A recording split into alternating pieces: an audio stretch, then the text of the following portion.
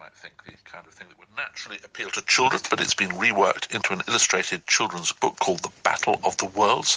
Sonal Sachdev Patel is one of the authors. Good morning. Good morning. Probably a bit unfair to ask you to sum up 700 verses briefly, but what's the original about?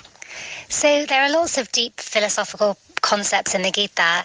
Some are reincarnation, karma, doing one's duty. But in our new work, what we've tried to draw out are two of the main messages, which are meditation and also introspection. So the original story is about a battle between two families. And we talk in our book about how that battle is actually a metaphor for our good tendencies and our bad tendencies that go to war every day. And we can use divine introspection to think at the end of each day, which of those two won? Was it our good tendencies of being kind and thoughtful, or did our bad tendencies win that day? Were we a little bit angry or greedy? And what inspired you to give it this treatment?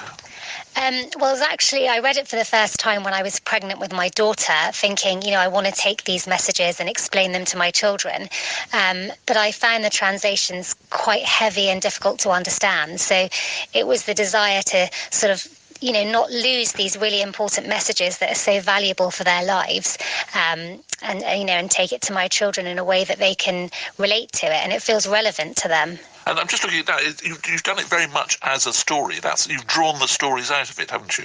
Yes, because my co-author Gemma and I, it was really important to us that the story would be interesting to the children. So there's sort of two parallel stories that happen. There's this story of this young boy Dev who's facing all these different emotions following the loss of his father, and then there's this magical adventure story that takes place in his spine that goes through all the different chakras and lands and messages of the Gita, because we felt like if this story isn't actually an interesting one for children to read, they're not going to be interested in wanting to learn more about the Gita. And it's interesting, you mentioned your co-author Gemma Wayne, and she comes from a very different religious tradition. She's Jewish, isn't she? Yes, and I think that's what made it a really interesting collaboration, because she hadn't heard about the story of the Gita, and so that external perspective was really valuable. And what I think was interesting is she questioned some of the concepts that were in the Gita, and I think that helped us to tell it in a way that would be more engaging and approachable for children. So, for example, in the original text, Lord Krishna tells his disciple Arjun, you have to fight. It's your duty to fight in this battle. And some people might perceive that in a really negative way of saying that it's okay to kill, which obviously that's not what the Gita is saying. And so we drew out this metaphor of, we're talking about your good tendencies overcoming your bad tendencies.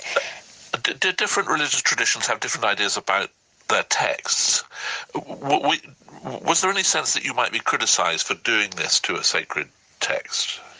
I think whenever you talk about a religious text, you sort of open up the possibility of criticism. But what this book is it's not an alternative translation to the Gita.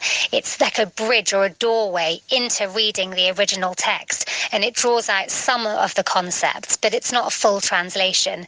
So I think that might make it more, less sort of controversial. Sonal Sachdev Patel, thank you very much indeed for joining us this morning. Thank you. The Archbishop of Canterbury has said the Church